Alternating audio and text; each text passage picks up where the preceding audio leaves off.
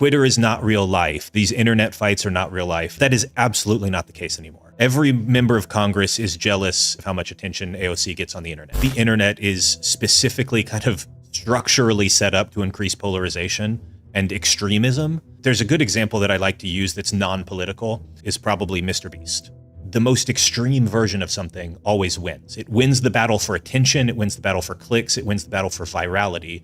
Because think about, why would you watch like I gave $100 to a homeless guy video if you could watch I gave $1,000 or I gave $10,000? AOC is probably going to be the next senator from New York. Wait, is that true? Do people think that? I think that. I don't think I'm saying something super controversial. Throw in like the intellectual dark web there. A lot of them like migrated into Trump and then world. And then Republicans finally understanding why some people don't like big business, but it just happened because they got woke. Trump was viewed as more moderate. More people said Trump is more moderate as opposed to Hillary Clinton. Probably was. Do you feel that social media has like a major impact on electoral politics and like real politics, or is it like just entertainment? Absolutely. We used to say in the earlier age of the internet, like, you know, Twitter is not real life. These internet fights are not real life. But that is absolutely not the case anymore. Like, the internet is absolutely real life. Every member of Congress is jealous. Every member of the Democratic caucus is jealous of how much attention AOC gets on the internet and how many likes her tweets get. Like, it's petty nonsense, but I'm telling you, I've talked to staffers, chiefs of staff, and different people who literally tell me, like, my person is mad that they don't get attention on social media, and they're jealous of like different members of, you know, who do. And this happens on the Republican side as well, where, you know, crazy people like Marjorie Taylor Greene and Lauren Boebert you go viral like crazy. Matt Gaetz gets a lot of attention online. Yeah. And, I think one of the things that happens, because you mentioned polarization, I think that the internet is specifically kind of structurally set up to increase polarization and extremism. And there's a good example that I like to use that's non-political, where the most successful influencer in the world is probably MrBeast. MrBeast has 240 million, 250 million followers. He's just an enormous presence. Every child in the world, more children probably know who MrBeast is than who know the US president. He might literally be one of the 5 most famous people in the world. Now I'm kind of speculating, but that would not surprise me at all. And he initially got famous. His first video that really popped was he was getting his first big sponsorship, his first ever big brand sponsorship. And they said, we want to sponsor one of your videos, and we want to give you $5,000. And his response to them was, give me $10,000 and I'm going to give it to like a random homeless guy on the street. And I promise you it'll go viral. I promise you this video will be massive. I was offered $5,000 for a video. But this was when I was like 19, and it was so much money. It's like, Mom, look. And I was like, double it. And I'll walk outside and I'll give it to a homeless person. And they're like, no, you won't. And I was like, double it. And I like pacing around my neighborhood for 3 hours, convincing this guy like on the phone, just double the money. I promise the video will go viral. But it has to be 10,000 because the number is bigger. And it's at 5 digits instead of 4. And they said yes. And it was by far his most successful video ever to that point. And so then he did it again with 20,000, and he did it again with 50. And he's now at the point where like all of his videos are like, I'm giving away $500,000. I'm giving away a private island. You know, if I'm going to buy a plane and the last person to take their hand off of the plane gets it. Like, it's all this crazy stuff. And what you learn watching his videos, like I don't love his content or whatever, but on the internet, the most extreme version of something always wins. It wins the battle for attention. It wins the battle for clicks. It wins the battle for virality. Because think about, why would you watch like I gave $100 to a homeless guy video if you could watch I gave $1,000 or I gave $10,000 or I gave a house? This is something he's done, by the way. Walked up to a random homeless guy and said, I have a house 3 blocks that way that I will just give you. And he gave it to them. And like, this kind of like, the bigger you can go, the better it is. Do you know every single MrBeast video? Jesus Christ. I know a lot of them. Why don't you tell us what he's posting in 2017? My God. But so the structural point, though, is why would you watch something smaller when you can watch something bigger? And this is obviously true. You know that this is true in terms of viral videos. And a lot of people structure their YouTube videos and their TikToks this way. And it's true in politics, too. You know, if somebody proposes, well, I think we should have a wealth tax. Let's do a nice, reasonable 0.5% wealth tax because that's the highest one that any other country has. And other than that, they usually fail, blah, blah, blah. Okay, fine. I might not like that idea, but somebody's proposed it.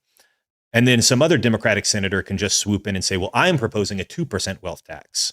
And somebody else can go, these other candidates aren't real progressives. I'm proposing a 4% wealth tax, and the online crowd will just eat it up and eat it up. And this is not actually a hypothetical example. Who did I Because say? Was it a congressperson, a state person? The Somebody, $50 minimum wage. yeah, somebody was fighting over some absurd minimum wage amount It was like a a week or senator. two ago. But yeah, even the wealth tax is not hypothetical, because in the 2020 election, Elizabeth Warren came out with a plan that said, I want to do a 6% wealth tax, so that if you're above a certain wealth level, they take 6% of your wealth every single year. 3 days later, I shit you not, Bernie Sanders came out with an 8% wealth tax, just because he had to be the biggest and the best. And it's that really, I felt like I would have remembered that 8% wealth tax. It must have been over $100 million or something. it right? would only have applied to like billionaires, but but like just that it's like, well, if she can do it this progressive, I can go one step further. And the thing is, there's enough people on the internet that one step further never stops, and that's where you get into these bizarre positions. Happen though, like I guess like when I hear that, like does this just lead to it's like a different form? Like in the past, we were used to politicians promise a lot of things and then they never give it. Is it just the same version of it but the viral version, or do these policies actually get implemented? So there's an interesting book here that talks about the promises specifically, and I talk about this book whenever I can because I think it's a really, really important book. It's by Martin Gurry and it's called Revolt of the Public. And he published this in like 2010 or 2011. And he was mainly talking about like the Arab Spring, or maybe it was like 2013. It was like right after the Arab Spring. And that was his main thesis about why is the public, especially in Arab states, discontent. But he applied it to our Occupy Wall Street here. But it explains so much of the Trump movement and so much of the current progressive movement. And basically his thesis is that mass media has changed. Politicians have never really lived up to their promises. They've always promised a lot of stuff and then kind of not delivered. Maybe they delivered on a few things, but not much. But the media apparatus in like the 50s and the 60s was set up such that it wasn't really highlighted that they didn't fulfill all their promises. You know, the mainstream media used to basically just cover for politicians. Everybody in the mainstream media knew that JFK was having, you know, like sexual liaisons with all sorts of people, but they never covered it. You know, you can think about how they didn't talk about FDR's illness. There was kind of this code of omerta where everybody covered for everybody. One of the examples that's really funny here is like JFK invaded the Bay of Pigs and it was a massive failure, right? It's this thing where he tried to invade Cuba and it just flopped hard. I think the big thing was he didn't invade. Yeah. Because I think they pulled support at like one of the last moments, right? But the whole thing was just a fiasco, right?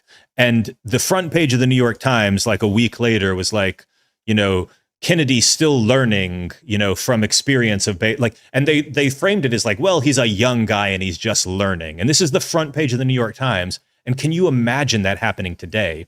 And the thesis of the book is basically that modern communications, modern media, and especially modern social media have made it such that failures to live up to promises are now in way like such clear, stark clarity, I guess. Such clear clarity is a beautiful phrase. But it's so obvious now, and it's so instantly able to be called out when you don't live up to your promises. And that leads to just endless disillusionment. It leads to people like Trump who say, you got to burn the whole system down because everything is corrupt forever, and people believe him. And it leads to people like Bernie Sanders who say the entire economy is rigged forever and you're never going to get ahead unless we have a revolution. And people believe that because, you know, they can now see that, you know, well, politicians promise things and don't deliver a lot more clearly than they used to. I'm kind of curious. So to be 1 billion % clear, everybody has issues with misinformation. Everybody propagates misinformation. It's not a problem that's unique to one side. But I will absolutely say that the conservative side has gotten hit way harder with it than on the left. Do you have a theory for why that is? Or do you even agree with the premise? I do agree with the premise. And I'm not entirely sure why. I think part of it has to do, I think the real question is, why is there conservative media and mainstream media? Because some, you know, conservatives will like to say, well, the mainstream media is liberal, the mainstream media is progressive.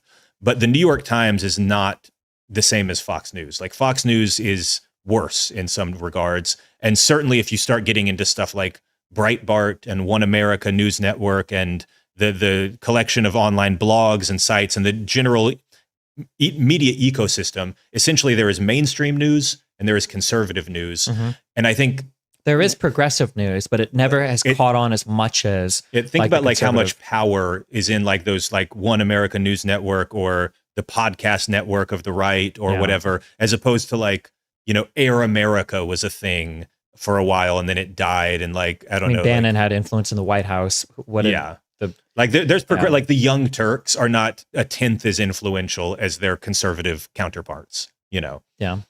Who is their conservative counterpart? I don't know. Like somebody like Breitbart or the Daily Wire. Yeah. Okay. Yeah. And then it depends on how much we stretch it. But like the Tim Pools and the Joe Rogans definitely carry a ton of weight or a ton of water for Trump and everything related to him as well, which is also really frustrating. Yeah. So I think it's above my pay grade to figure out like, why did the media ecosystem develop that way? It may be related to conservatives having more distrust of the system, more distrust of the media institutions, and liberals having a sort of inherent trust, especially with education polarization. Maybe now that liberals are all the educated folks, they tend to trust institutions more. I don't know if that's the correct answer, but I think the reason is that there is conservative media and mainstream media, and that's why disinformation and that whole ecosystem is much worse. Right. And like on the left, when we're getting into like, you said like polarizing is virality as well, which is why like far left pundits tend to be the most popular, particularly among young people who are most consuming online media. Yes. So like, because you would obviously like Hassan and like, there's no other comparison on the far left. I was wondering how long it would take for us to mention Hassan. Yeah. Here, but God, I think we got over an hour. So pretty good. Yeah. An hour and a half before we brought him up. So do you think AOC's virality helps her career? Like, do you think it gets her elected? And Absolutely, stuff like that? it helps her career. Yeah. So do Dems? So like, I see a lot of valid criticisms of Trump, but I guess there's a question that I have because I feel frustrated when I see Dems, especially being really concerned with sanitization on Twitter and all these sort of things. So they're very, very afraid of brand risks. As somebody who's like tried to like work with a number of politicians on behalf of Stephen, he's a constant brand risk, for example, which I think there's some level of validity. Okay, I believe in you. Listen, I don't need them. I'll be around longer than any of these losers are. Okay, I'm good. Yeah. All right. I mean, part of just the nature of being a politician is that you're obviously concerned about what people are going to think about you, and so brand risk. They're all going to think about it, and even the ones who are like, you know, they think about it in different ways. The ones who are in safe blue seats will think about brand risk in terms of like, oh, well, does this person said something about Israel that is going to get me in trouble in my deep, deep blue progressive district, whereas somebody in a swing seat in a purple district is going to be more concerned about like, am I, you know, talking with people who are way too left because I am in a swing district and I really need to be a moderate, like pragmatic, sensible candidate. Yeah. So they're worried about different things, but everybody thinks about this kind of stuff. Right. And I also wonder if there's like this cultural difference because I feel like when I look at what people tend to think about, they want authenticity. They like the AOCs, right? They like, who's the new trending TikTok House Congresswoman who has all the charts? Does anybody know what I'm talking about? Katie Porter? Katie Porter. Yeah, Katie Porter. Don't you love Katie Porter?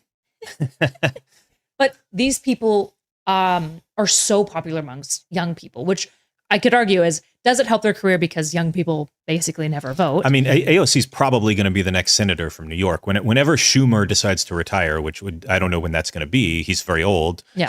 He might just stick around, though. He can stick around as long as he wants. He will win re-election as many times as he wants to, I think. But AOC is probably the favorite to succeed. Wait, is that true? Do people think that? AOC? I think that. Yeah. Well, do other people think that? Do you think that? Strong claim. I don't actually know. I have no idea. I'm not sure if that was. I don't think I'm saying something super controversial. Yeah. Oh, okay. I feel like when it comes to House leadership and Senate leadership, I feel like they tend to be more moderate mainstream appeal. Well, so I think AOC has done a quietly good job, and like obviously, that absolutely. Like I said, I have an ideology. I don't pretend to be unbiased, and so I am the kind of person who is on the more pragmatic Democrat side rather than the far left Democrat side. And so I'm never going to agree with all the things that like the squad does. Mm-hmm. But with that said, there are some members of the squad who seems to me go out of their way to be like confrontational and to cause problem for Democrats and to make Democrats look kind of crazy. And I think AOC is not doing that. I think AOC actually works within the levers of power. She like worked with Nancy Pelosi rather than screaming at her all the time. She is more reasonable in her public statements, I think, in a lot of ways. And so I think AOC like plays the game in a lot more intelligent way. than some of the other members of the squad. And I appreciate that about her, because, you know, sometimes in Congress, you have to build coalitions. We have a two-party system, which means that both of our parties by necessity are coalitions of people who are not going to always agree. So the AOC wing and the new liberal wing are going to have to find ways to get along. And AOC actually makes that effort. I don't think that other members of the squad always do make the effort, but I think AOC is actually like, she works within the party. She's respected within most of the party. So interesting. So then I guess, do you see like a shift that would occur? Obviously, the way that this like unsanitized appearance would look for each politician would be different because they're representing different constituents, right? Like somebody who's repping a California district or California broadly is probably going to have a very different feel online than somebody representing like Ohio. yeah. But do you see like a shift because of social Well, media? and it's not even just that. Like, it's not California versus Ohio, just to be clear. It's I think gerrymandered district versus ungerrymandered district. Because one of the problems that we have is that we have a ton of gerrymandered districts all around the country. And what that means is that we have a lot of safe seats, a lot of extremely deep blue seats and extremely deep red seats that are not, you know, like the number of seats that are actually contested to some reasonable degree has been trending down over decades. Have you dug into like gerrymandering a lot or districting? Not a lot, but enough to know that like we used to have more competitive seats. Nowadays, it's legitimately out of 435, 438 House seats, 50 or 60 maybe are legitimately up for grabs. It used to be a lot more than that. And so so districting, the gerrymander question is actually really interesting because I think that gerrymandering in any society that you would construct in the United States, I think it's actually necessary for Democrats to win, for there to be some level of weird districting, just because of how closely Democrats tend to cluster together, such that if you were to draw the fairest and most accurate districts, meaning a district that seems to resemble a cohesive unit. Just using a mathematical formula, for instance. Or whatever. Yeah. Well, I'm not necessarily because there are states that kind of do that, where it's purely mathematical, but I think it's the same thing that you're saying. It that maps onto something that yeah. feels like, oh, this is like a district. I feel like I'm part of this district, as opposed to like a sliver line that tries to relate, like these people be here with these people that are cut together, Yeah. whatever. But because Democrats live so close together, if you were to draw out every district like this, they would be non-competitive. You would never win. Democrats do of self-pack. Yeah. Yeah, because the if you're trying to gerrymander effectively, you're not actually trying to make seats uncompetitive. You're trying to get a slight edge everywhere, rather than packing all of your people in one area. And because conservatives and liberals tend to be in the places conservatives live, tend to be a little bit more equally apportioned than in cities where it tends to lean way more blue. If there's not some kind of weird districting, Democrats have like no hope of actually winning structurally. I mean, I'd need more. I need to like look at maps to say that, but I think that.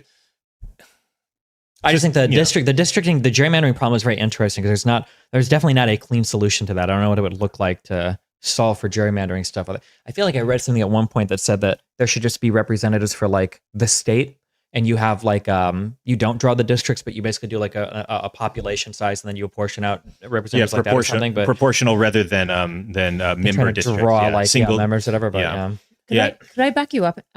When you said there's only a couple of the seats that are legit up for grabs, just again, because I'm a dumb Canadian, can you explain why that would be the case and what would make a seat more up for grabs than something that isn't? Like, why specifically gerrymandering makes these seats so safe and makes them basically non-competitive? Well, so when you gerrymander, what you're trying to do is guarantee your guys are going to win a lot of districts, but you're working with a certain state. You can't change the voters of your state, but what you can do is say you're a Republican and you are in charge of a state that's like 55 Republican, 45 Democrat. In a fair system, you'd have roughly that amount of Republicans and Democrats being sent to Congress. But instead, what you can do is you can create a district that's like 95% Democrat by just drawing it weirdly or just, doing whatever. And so the resultant that's only one seat. You're giving the Democrats the safest seat ever. And then you can give yourself a bunch of 60-40 districts off of that where, they're close-ish, but unless something crazy happens, you're never going to see the 60-40 really like flip unless you have the worst candidate in the world. Right. And that's generally the method that we use. And again, if you just look at like pure number of like how many congressional races out of, they happen every cycle, there's 438. Out of those 438, how many of them are within 5 points? For instance, the number has been trending down over time. And so we just used to have a lot more competitive races and now we don't. And I think that's a problem because when you have these highly gerrymandered districts where more and more people are safe structurally, that means more and more people in Congress can be extreme, because all they really have to worry about then is losing their primary. They're not worried about the general election. They just don't want to be primaried by somebody from their own party who's mad at them. So they go even further to the right or even further to the left. And the number of people who are actually in these purple districts where they've got to appeal to a more regular person, They have to be much more safe. That's shrinking. Yeah. You also get this weird, dumb, like fixation on vulnerable seats, and then like this ignoring of like 85% of the country too, because everybody will focus on presidential elections. It has to do with swing states. Yep. For Senate elections, I remember for the runoffs in Georgia, I think they were saying that for those two elections, for Warnock and Ossoff, I think over $1 billion were spent in that one state because the entire country was so invested. Yeah. And by the way, can I say you were down there, right? Yeah. Can I say one of the things I love about you is that there's a lot of people out there who talk about politics on the internet, but there's so few people who get off their ass and go do something. And for you to have like motivated hundreds of people to do that, I think is just phenomenal. Like you've probably gotten praise about this before, but I want to join the praise pile, the hug pile or whatever. Our next project is, I think I've got 99 other people. We're going to Israel. We're joining the IDF soon. We're going to be part of the strike cells that are indiscriminately bombing Palestinians. It's going to be our next exciting project. So, no comment there. Check that out. But no, I mean, legitimately, like, are you familiar with a book called Politics is for Power? Yeah. Are you familiar with that book? Yeah, I talked to Eaton Hirsch, right? Yeah, Eaton yes. Hirsch. Yeah, I brought him on. I actually interviewed him. Yeah, that was actually a really good book. I've interviewed him as well. That book is phenomenal. Okay, well, I interviewed him first. So yes, well, I probably read the book first. And you probably interviewed him. You probably better. only read it because you heard that I read it. So Probably. you still talk to him though? Have you messaged him since then? Do you still talk to him? I just got coffee with him in New York. We were I don't actually both believe you. making. You're we actually lying. called in a bomb You're threat lying. to your plane, and that's why your flight was canceled this morning. And That's a my flight straight was lie. canceled this If you've morning. messaged him once since then, you're already one up on the. I have not talked to him probably in at least 6 to 8 months, I think. So I don't know. When's the last time you talked to him? yesterday. There you go. But no, I love that book, and the point of the book is that if your entire engagement with politics is that it's something you post about and then never do anything, that's kind of number one, it's poisonous for democracy. Number two, it's probably not good for you personally, and you should either care less about politics or do something, get off your butt, and even if it's just attend a city council meeting and advocate for what you believe in, just do something. And I love that you guys did that you actually get people out canvassing and off of the internet. We're just having arguments. I don't know. Do you think that do you think Biden and Trump are both going to be on the ballot Yes. this coming election? You think It'll be Trump. Yes. and you think it'll be Biden? Yes. I think that there's a lot of free money in prediction markets that you can go bet right now that it, you can still get like 80 cents on the dollar, I think, or something like that. And I think that's like free money. Do you think it'll be Biden and Trump? I do, but I was because I got called on to do that Piers Morgan show over Trump and Biden, and I was reading a bunch of articles beforehand just to see if there was anything new going on. And apparently, a lot of Americans aren't really sure right now. Like the average opinion, a lot of Americans aren't sure if Trump or Biden are going to be on the ballot. Yeah, that's one of my favorite things. I agree. I've seen this where like something like 25% of Americans just straight up don't believe it will be Biden and Trump. Even I don't believe it's not. It's kind of hard sometimes when I look at him. Who Like, do you think's going to be in place of Biden or Trump? I can understand. It would probably be Nikki Haley if it's not Trump. You don't think it'll be Haley? Who do you think's going to step in between? there's no good answer to that. The Republican Party is in shambles right now. I agree. Like, That's because true. if Trump drops and Haley, like if Haley joins, then it would be a third party. Trump would just run as a third party, and it would because the average Trump Republican is not following Nikki Haley anywhere. No, for even sure if not. even if like Trump gets hit by a bus or something and dies or whatever, His ghost will be Trump, elected. Yeah, Air yeah. Force Trump, whatever, his plane blows up and God. whatever happens, he has a heart attack, he dies. Even then, yeah, the MAGA wing will get behind somebody other than Haley. Yeah, That they would be hate the her. end of our country. I think all resources, the most important thing we can do for our national security right now is ensure the health and safety of Donald Trump, because if he dies in any way possible, oh my God, The it is riots. over. It doesn't The matter conspiracy how he theory? dies. Yeah, it would be unbelievable. He could have a heart attack, and people would actually think that Biden got the death note and killed him that way. Like it would be completely over. Or if he has an overdose in a hospital, people are going to think Hunter Biden snuck, crack cocaine into Yeah. his IV or He whatever. could It die would just be on camera, live on Twitch with a heart attack, and say, "I'm dying of a heart attack," and nobody else is doing this Yeah. to me, and people would still think it's If you thought QAnon was bad, then Jesus. Yeah, whenever Trump does, kick the bucket, that's going to be a bad one. yeah. But I mean, Democrats have a similar thing where like generic Democrat always polls better than whoever is the current president, right? Generic Republican polls better. But the issue with the Democrats is two things. number one, the likely people poll worse than Biden. If you like Kamala Harris, who is by far the most likely if Biden drops out, she polls worse than him against Trump. Yeah. It's funny because Nikki Haley polls better than Trump. And so it's kind of confusing why they don't nominate her if they want to win. It's because it's cult of personality. But again, if they cared about winning, they would nominate Haley. But if Democrats cared, Haley would, I think, if she got it somehow, Haley polls just clear like 10 points better than Trump against Biden. How many problem- votes? Sorry. I was going to say the problem is like it's such a macro level change. It's kind of like when people say like, if Germany just didn't invade the Soviet Union, the whole world would be controlled by these powers. Yeah. Or like if this one thing would have changed here, then the entire world would be different. And it's so hard to predict past a certain point. Like there's a what lot you're of saying- dominoes. Yeah, it's totally possible that if Trump drops out, a bunch of MAGA people grumble for a month or two, and they're like, well, we're not voting for the Democrats, and then they follow behind, or they fall in line behind Haley. It's also possible that they all, keep in mind, it would only take 4 or 5% of Republicans to break off to like irreparably destroy the Republican Party for a decade. Like only that percentage of people. And if they were to be like, we're going to go vote independent for Vivek or something like that, it would be catastrophic for them. But beyond that, just like, generic Democrat always polls really well. But the problem is that the people who would actually be that generic Democrat, like we have generic Democrat. His name is Dean Phillips. Sure. And he is essentially the same position since Biden. He's not got a lot of policy differences, except that he's younger and he says he doesn't have this baggage. Yeah. And yet nobody wants to vote for him. There's no appetite anywhere for Dean Phillips. Because I don't like the generic politician line, because it's like at that point you don't even have a human being. You've got like this. My point is that it doesn't work. Exactly. Generic Democrat polls better than Joe Biden, but there is no generic Democrat. We've tried it and it doesn't work. And Joe Biden is what you've got. And the other thing is that even if you did this, you would end up having some sort of weird contested convention, and it would lead to all the parties, all the wings of the Democratic Party fighting each other bitterly,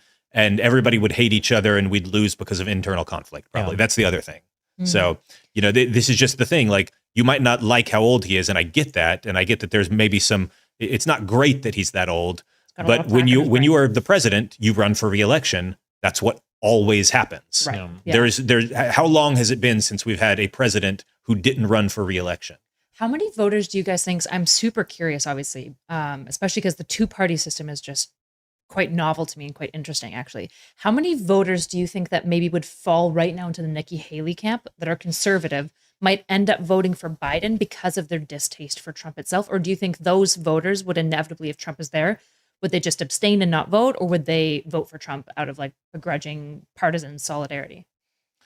I mean, feel? I don't have a strong opinion on this other than it's a non-zero number for both groups. There are some Haley people who are voting Haley because they are a principled anti-Trump conservative and they will not vote for him. That exists. I feel like it'd be like 97% of Haley voters would vote for Trump over Biden, though. I think like they're going to be more loyal to the partisan party than for the party, for sure. Yeah. Interesting. Yeah, I don't have a good feel for whether it's more or less than that, but I do think there are some that, and the other thing is I think that some of Nikki Haley's votes probably come from Democrats who want to keep her in the race longer. Yeah, that's probably true. Like in the primaries right now. Yeah. Do you guys? I guess maybe if I can broaden it, this is kind of a side tangent, so tell me if you don't want to talk about this, but the two-party system is interesting in and of itself. Do you guys see ever the American system splintering away from a two-party system? Like, is there enough counterbalances within your three branches to do that? Like if Trump became a third party, would that spark like this revolution where now like 3, maybe 4 parties begin to exist? Or do you guys see the country staying two-party kind of indefinitely? I mean, there's an interesting law of political science, and I forget the name of it. Maybe where it says that if you have a first past the post system, like we have, that, and like Canada has, that inevitably those systems always collapse into two-party systems. And this is a law in the political science sense, which means that it doesn't universally apply, and caveat. It's like a social science law. But it is a pretty strong-ish result throughout the democratic world that first past the post systems tend to be that way. America is that way. The UK is that way, other than like the Lib Dems, or like in reality, UK politics is the Conservatives, the Tories, and the and Labour. It's mostly two-party.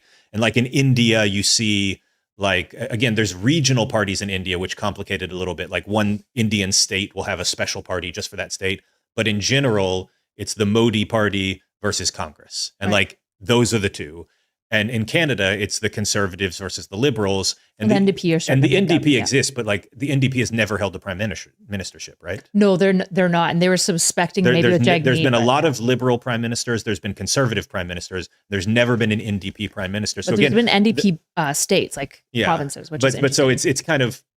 I think it's a pretty strong law that most first past the post systems just tend to be two-party dominated. They fall into two parties, yeah. Okay. It's not universal. There's exceptions, but Yeah, that's super fair.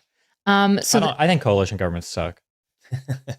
Like multi-party systems? Yeah. Like Canada has? I feel like they have all the, I feel like there's a grass is always greener thing where people look at two parties and they go like, oh, this is no fair, it sucks and blah, blah, blah. But I feel like coalition governments run into a lot of issues too, namely where I feel like we heard over and over again about how Manchin and Sinema were destructive to U.S. politics because they were controlling the entire political system, and this was literally the worst thing in the world. These two senators had so much power. But then I look at coalition governments sometimes, especially like in Israel right now, right, where Netanyahu has to make concessions to these insane conservative parties that are very, very, very small. But the only way you can build your majority government is to align with these crazy, very, very small parties, and then these people end up having a disproportionate say over your platform's politics. Which is very frustrating. I'm not saying necessarily one is better, one is worse, but I think sometimes people overhype the coalition governments or overhype these multi-party systems. They think they'll solve every problem, but they have problems in and of themselves. I do think it's funny how the most successful like third parties in first past the post systems are almost universally like regional ones, like the Bloc Québécois in Canada, which is just a bunch of angry Quebecers, angry French people who are mad who at have Anglos, just weird French language issues that nobody else in Canada cares about. In the UK, it's the Scottish National Party, the SNP, which has won Scotland a ton of times and always gets a bunch of seats. And in India, again, they have regional parties and stuff like. It's always just like ethnic stuff. But as far as like the national parties, usually there's still just two. So, okay. I guess we were talking a bit about sanitization. I actually wanted to like go back into that then, because I feel like we didn't flesh it out. How do you feel like politicians need to like balance the line then on media, on internet, between being unsanitized versus being interesting and like viral? Like, is there a balance that they're supposed to strike? Because it's weird to have politicians who essentially, to some degree, need to also be entertaining. Which is like what creates virality. Do you see that like negatively impacting the type of people that run or the type of politicianship that occurs? Even on the back of that, because I feel like after Trump got into office, we got this constant like, is politics changing forever? Is politics going to be different forever? Is politics what does the new post-Trump politician look like? And they look about the same as the last ones. And even though Trump, it's strange because Trump in some ways showed that you could break a lot of the traditional paradigm of basically everything, that you can porn stars while you're married and pay hush money to them, that you can talk about, women's pussies privately and raping them or grabbing them unconsensually, or that you can make fun of prisoners of war. You can do all these insane things, but then it seems like now we're at this era in politics and the average politician is still more or less the same. Like it feels like the answer to that question was, no, Trump didn't really change anything. Or should they change? I mean, so there's always been the phenomenon of the media hungry politician. Back in the day, it was that they always wanted to be in the local papers. They wanted to be written up. And then in the age of television is that they always wanted to be on television. And when cable came out, they were all jockeying for spots on cable news, and they still do that. And now social media is just another part of that, right? So we can acknowledge first that this has always been the case. Politicians have always been people who want attention. And I think to some degree, this is always going to be the case, and social media is just a new expression of that. I think there are a lot of politicians who would benefit from recognizing that their skills are elsewhere. There's a lot of people who, frankly, it doesn't really benefit them that much to be on social media because all they have to do is make the people in their district happy. And, maybe in their district, like, I don't know, there's a big fishing contingent because it's in Maine and it's like all the lobster fishers. And so all they have to do is be real good on lobster issues or just something like, there's a lot of these things where like things are actually way more hyper local than we realize. But what happens is that, politicians, like anyone else, are influenced by the people around them. There's that common saying, like, you are the sum of the average of the 5 people you spend the most time around. And, that's kind of bullshit, but kind of true in some ways. And all of their staffers are super online poisoned, Gen Z people Yeah. who spend way too much time on TikTok and Twitter and arguing about politics, and who love it and who are energized by arguing about politics. And so you get a lot of these, Congress people who traditionally would have been, they wanted to get on, in the papers, on TV, but to talk about their stuff, to talk about how I brought a base back to our district. I brought a factory built by the federal government to our district. And it's very local stuff, like real meat and potatoes kind of politics. And now they all want to wage the culture war. Right. Now the kind of archetype of the successful media hit is not bragging about something you did specifically for your district in order to win specific votes. It's like moral posting. It's moral posturing about the culture war. Yeah. It's about, somebody talking about how the wokes are ruining society or whatever. Matt Gaetz stands up and talks about how wokeness is cultural Marxism or whatever the case may be. Like that kind of nonsense has increased dramatically. Do you think it's a result of specifically, like, not just Trump, but like it seems like Trump capitalized on something that nobody else was really willing to capitalize on before? That's why I suspect, maybe you guys might disagree with this premise, but I suspect why he has such a strong cult of personality is because he was willing to like defy all these old political rules, which really appealed to the anti-establishment type conservatives, especially. Do you think that it's shifted as a result, or would you agree, Steve, that it hasn't? I think that Trump, there's a lot of people who thought like, I can be the next Trump, or I can use some of his playbook. Yeah. And the thing is, I don't think they're right.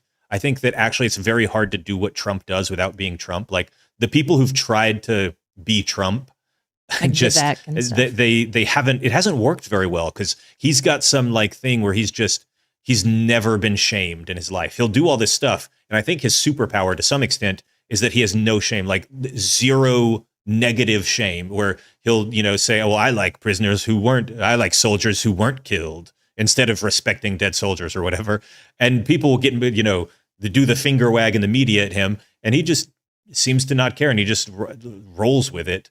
And I don't think anybody else can do that as effectively as he does. So at least in terms of the kind of Trumpist playbook of like have constant scandals, a new scandal every day just to make sure you stay in the news, I don't think anybody else can play that. Like, and most people can't weather the scandal. Most people can't weather the scandals the way that he does, magically somehow. Do you ever have a Dreamcast growing up?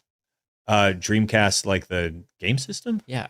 I had a Nintendo. I never had a Dreamcast, but I know. But like a Nintendo original, or are you saying Nintendo like a boomer? Like you had a Nintendo 64 and you call that a Nintendo? I had. Wait, isn't that a? I had Nintendo? I had a Super Nintendo. There Was you my go. first Okay. one. That's Yeah. a real one. Why is it a Nintendo 64 not a Nintendo? Because you wouldn't call it a Nintendo.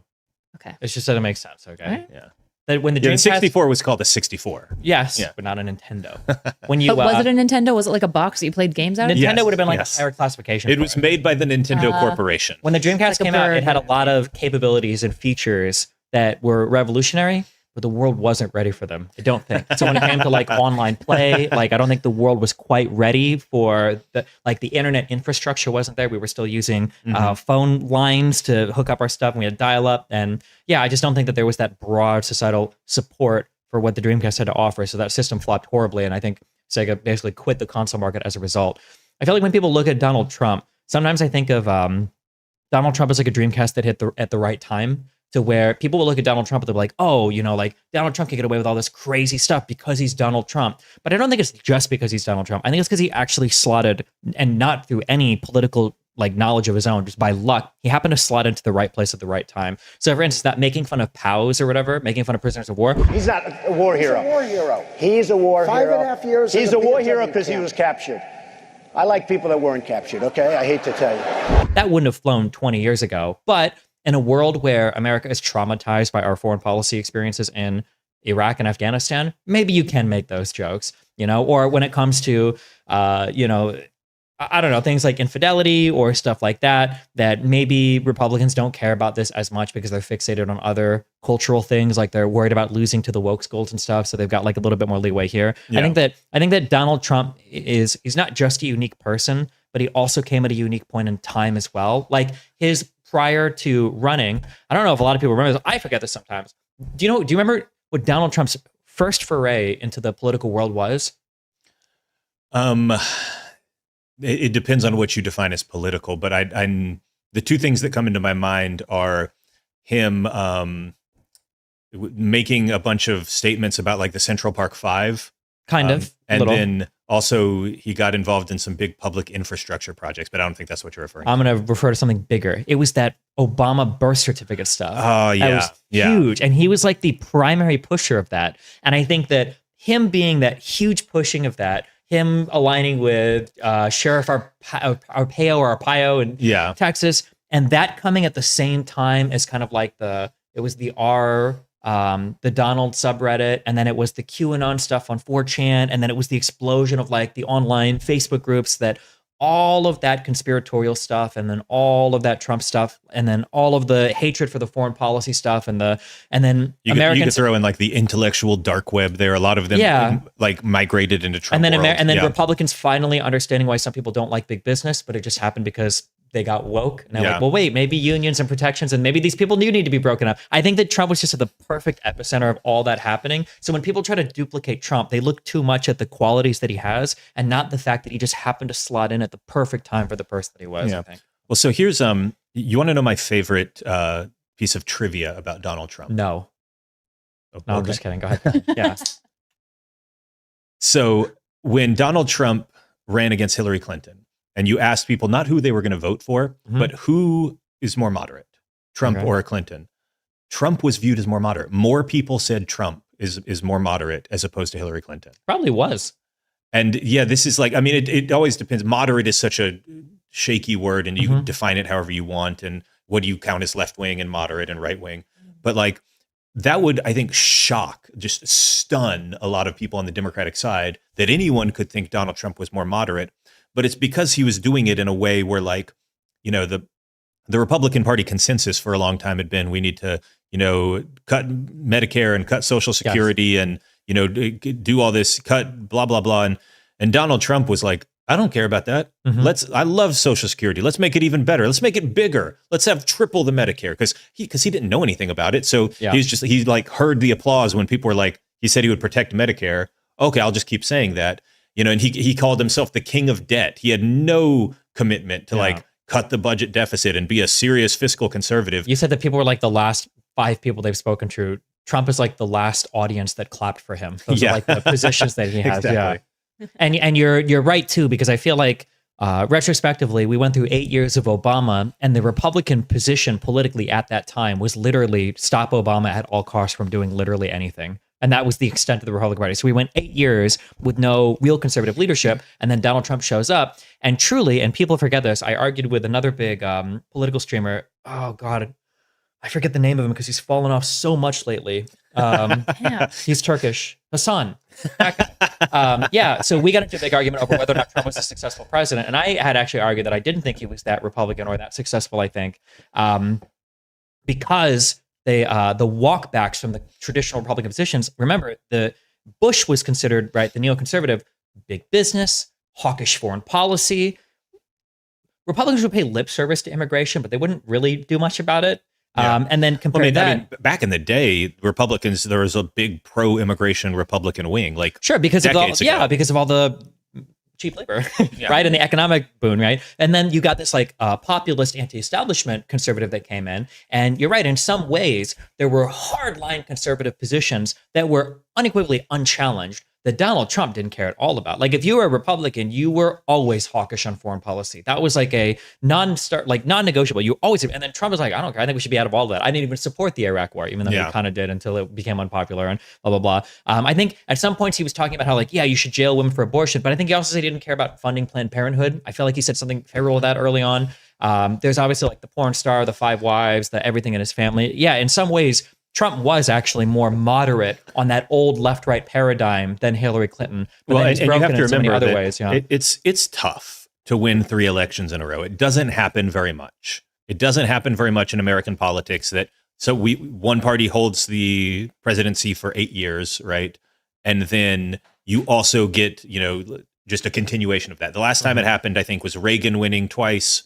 And then George Bush the first got a kind of a third term of Reagan. But you have to remember, George Bush the first didn't get elected as saying, I'm going to be even more Reagan than Reagan was. He got elected because he was seen as like the more moderate influence on Reagan. He was the moderate Republican whereas Reagan was more in the conservative wing, and that's how he was viewed. He was a walk backwards from Reagan. When Hillary ran, and you can debate whether you personally think she should have been more progressive or more conservative or whatever, but she definitely ran to the left of Obama. She ran markedly to the left of where Obama had governed, and she had promised to be, partially in response to Bernie Sanders because he was challenging her from the left. Thank God she support 15 an hour minimum wage. And she ended up drifting leftward. But, Obama had been a pretty successful president, got reelected, passed some big things. And she said, well, we're going to go even further in that direction. And like, that's what killed her. That's dangerous. You can do it. Maybe you think it's worth the risk, but running away from the center is a risky strategy in American politics. Yeah. I think there's a lot of stuff for that election. I think Hillary Clinton had a lot of accumulated damage from Republican attacks basically for forever. I agree. She had several decades. Like, if Joe Biden had run in that election, I think he probably would have won. Do you think she was like the least electable Democrat that they could have put up just because of all of the smear campaigns that have been running against she her? wasn't the least electable because Bernie Sanders also ran and got 40% of the primary vote or something like that. He was the least electable, I think. There was an interesting argument to be made that he might have outperformed her in the general because he was picked up on that anti-establishment sentiment more. It's hard to know for sure, but I've heard that, and my response to that, not to get deep into, I don't care to refight 2016, whatever, but just briefly on that, he had so much dirt on him that was never brought up because Hillary Clinton went so far out of her way to play nice with his supporters. She said, well, he's getting she's not going to win, but he's going to get 35 to 40% of the primary vote. I need to play nice with him. But he was in Nicaragua with the Sandinistas chanting here, there, everywhere, Yankees must die. That's on tape. And the Castro stuff and the weird articles for the newspaper. He took his honeymoon to the Soviet Union back when it was actually communist. None of this ever got brought up because the Democratic Party, the mainstream of it, played very, very nice with him. But in the general, I think he would have been eviscerated. The Republicans would have destroyed him. I think the Republicans would have had a field day with him. Is there somebody else that they could have put up? Because Joe Biden. I think Joe Biden could have won. Biden hadn't recently. I think his son had recently died in 2016, and he did not want to run. He didn't want to run. And he lost running against. Did he run against Obama in 2008? Yes, but he dropped out very early and supported him. But no, and part of it is that Obama didn't really support Joe Biden running in 2016. It was part that I think his son died, and part that Obama was kind of I'm not sure it should be you. He almost had picked Joe Biden as his vice president, knowing that Biden would be too old to run for president afterwards, which, funny and that then he ran for president and won. We are. Do you think that the Dems, because you talked a bit about the anti-establishment, because I know you talk a fair bit about how there's it seems like there's two poles that are going on right now, which is left and right, but also pro-establishment, anti-establishment. Do you think that if Biden ran a slightly more anti-establishment campaign, he would poll better with Biden Democrats? has been in the Senate for, I don't know if it's 450 or 460 years now. Yeah, there's no way that Biden ever runs as an anti-establishment candidate, and he shouldn't because those people they're old Sumerian clay tablets, that are saying Joe Depicting Biden him, selling me copper is. Yeah, true. Yeah, his first paychecks were But no, I think it matters what you mean by go anti-establishment in the same way when you say, are you going to be moderate? Does that mean the Marco Rubio trying to do a deal on immigration? Or does it mean Donald Trump moderating on Social Security? Because those were two different directions the Republican Party could have moderated.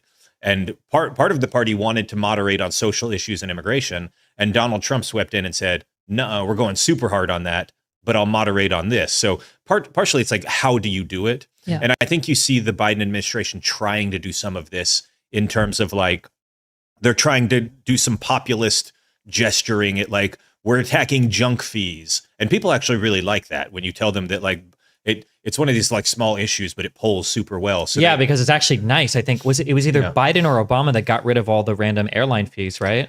That's just dumb service for people who don't know I think what it was junk fees Biden. are, I Have think you ever it's the ordered Biden anything on rule. DoorDash before? Yeah, it's no, I don't anymore. There's because it's 10 just different random additional Or it's I $10, just to plug PPI, who is our think tank partner of the Center for New Liberalism. I just recorded a podcast the other day that it just came out 2 days ago with Diana Moss, who is our vice president of competition policy, which means she deals with antitrust. And we talked about Ticketmaster because Ticketmaster is a horrible monopoly that can charge astronomical fees With because they have terrible service, zero, like they have almost no competition. And more than having no competition in ticketing, they also own Live Nation. So they have like a monopoly on the actual like running of the venues as well. And like the whole thing is like fucked. And so Ticketmaster, is like as clear a case of a monopoly as you can get. And again, cracking down on something like that is super popular. I'll give you you want the scolding hot take? Do it. I don't think there's that much wrong with those sites. I think that people get really mad about ticket scalping, but the reality is, Oh, so this is different. I'm talking about the primary market. Like you're saying secondary markets, which is more SeatGeek, Vivid Seats, kind of that kind of thing. StubHub, and those. Yeah, people get mad about like scalping, but I'm talking about just straight about when you're charged from directly. You're the first one to buy the ticket, and it costs $500. Like 100 of that might be going to Ticketmaster. It's some crazy number. oh, they take a huge cut. Oh, okay. I was going to they say have a lot of people seem to get incredible- mad because they think the ticket prices are too high, but I think Yeah. the issue is one of it's market stuff to where those tickets are always going to cost a lot, and people get mad and they blame these companies like it should be $30 to get a ticket to this concert, and it's like, bro, there's only so many seats. Like those are always going to be really expensive. But maybe they do. Look, Taylor Swift is really popular, and you can't change that. And there's only so many seats in the. That might be the hottest take. A lot of people.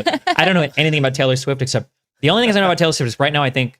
For a while, conservatives thought that she was a secret Nazi because I remember reading a whole bunch of theories about how she posted on 4chan. That was proven apparently about all these Nazi things, even though I don't think it ever was. And apparently she's either destroying football right now, or a lot of people are convinced that she's destroying football because I think she's dating a footballer. You get Biden elected, actually. And then, and then also she's decided to get Biden elected. I love that story so much. And also the fact that he ended up winning the Super Bowl. Her boyfriend won the Super Bowl and like was a key player in the Super Bowl. Yeah, people get really mad about that. Yeah. Do you guys want to know a really like funny fact about the Taylor Swift stuff? So her entire career has always been filled with tons of weird conspiracies about her because she always puts like little riddles and puzzles and games in all of her music and like stuff.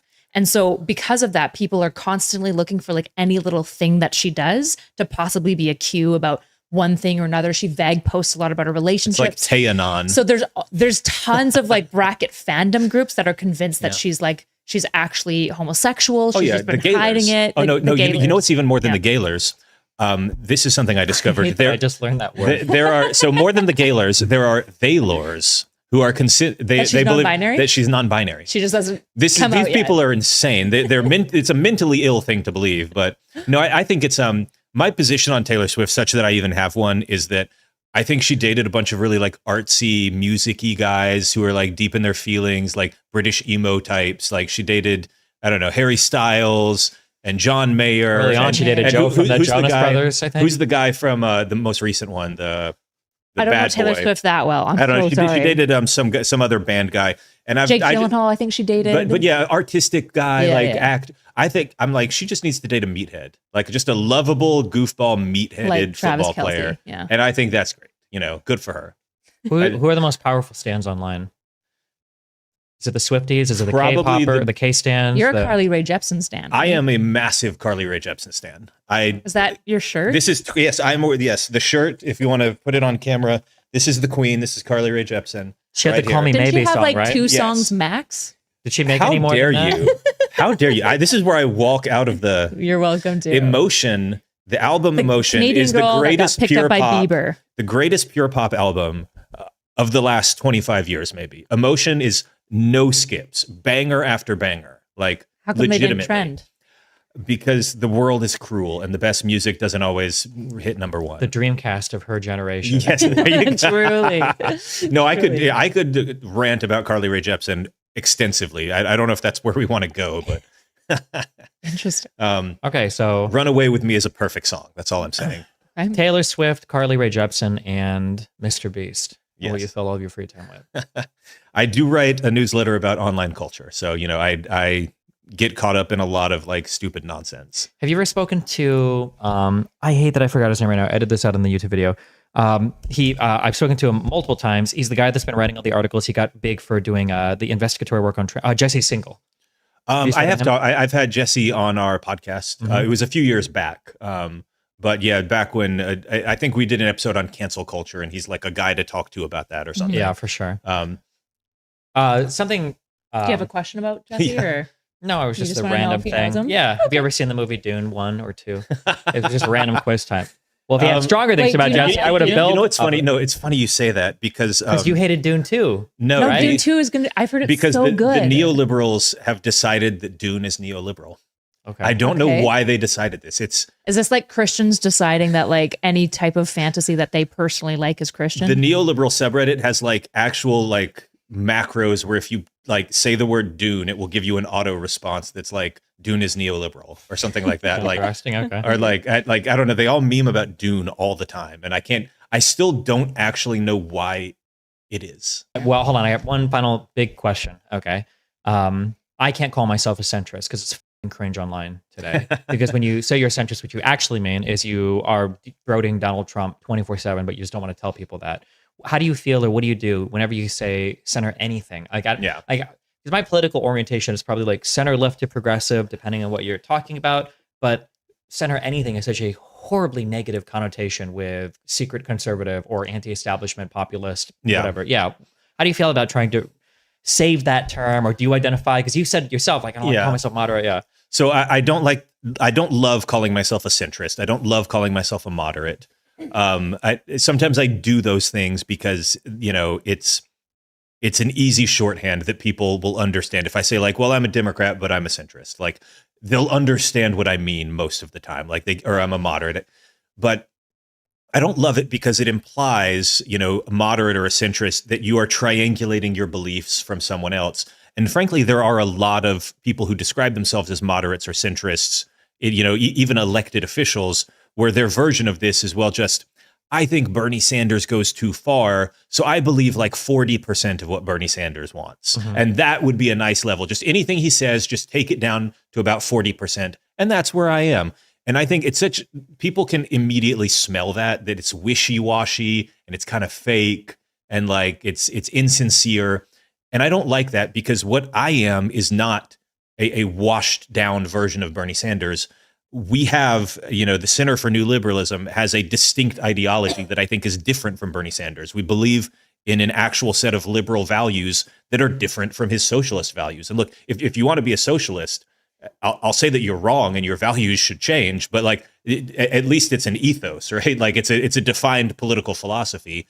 And I don't like saying that I am, just a kind of centrist from that. I believe in, you know, the liberal institutions that we have. The strength of institutions are important and you shouldn't screw with them. I believe in freedoms of speech and religion and, you know, assembly and the classic kind of Bill of Rights, liberal values. I believe that we should all be treated equally and have the strong rule of law.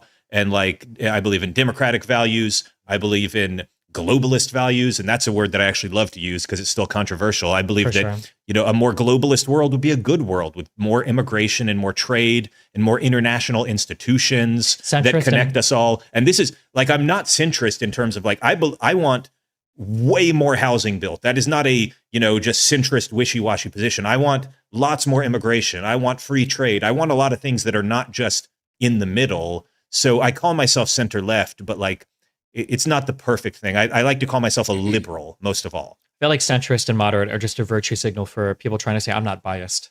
And that's what it ends up becoming an attempted proxy for, where someone's like, oh, I'm a moderate, I'm a centrist. Like, I'm not a shill for either party, even though they'll hardline carry like a particular set of beliefs. I think it depends whether you're, you know, your perspective, I think, is a little bit more online discourse oriented, where mine is potentially a little bit more influenced by DC, where in DC, just people will call themselves center left or moderate. And it's just what they call themselves. And like, you know, it's just kind of the water you're swimming in, I guess. Mm-hmm. So, but I agree with your overall point. I don't love that term, and I prefer to say I'm a new liberal, which is a kind of liberal that has liberal values, and this is our flavor of liberalism. And liberal is a political philosophy that goes back several hundred years, and I can be pointing you to John Stuart Mill or John Locke, and like there's a real intellectual weight to what we're saying, and that's what I believe. Not, I just take the average of Bernie Sanders and Donald Trump and we'll probably end up in the right place. Like, that's crap, right?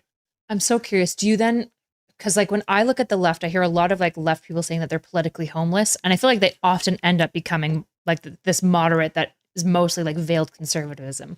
Do you feel like there's like a growing rumble for a like true new left movement? Because right now it seems like, especially in the discourse, left, when you think of left, when I tell people I'm left, right, I'm progressive, they think trying to agitate towards socialism, and probably in part because I'm also on the internet more so than anything. Do you see though that there's kind of a movement of like a new left in the Democrats, in policy in general, that's a little bit more embodying of like the John Locke's and like kind of that more traditional liberalism that's not, I'm a classical liberal meme? I mean, I probably wouldn't use the words you're saying, although I kind of understand what you're getting at. Like, to me, the left, like capital L left, is a different thing than what most Democrats are. Like, the left would traditionally be someone who would identify as a socialist or an anarchist. Right. And so that's not most Democrats. The capital L left would be like, we need socialism, we need, capitalism should go. And so it's not my place. I'm not on the left in that sense.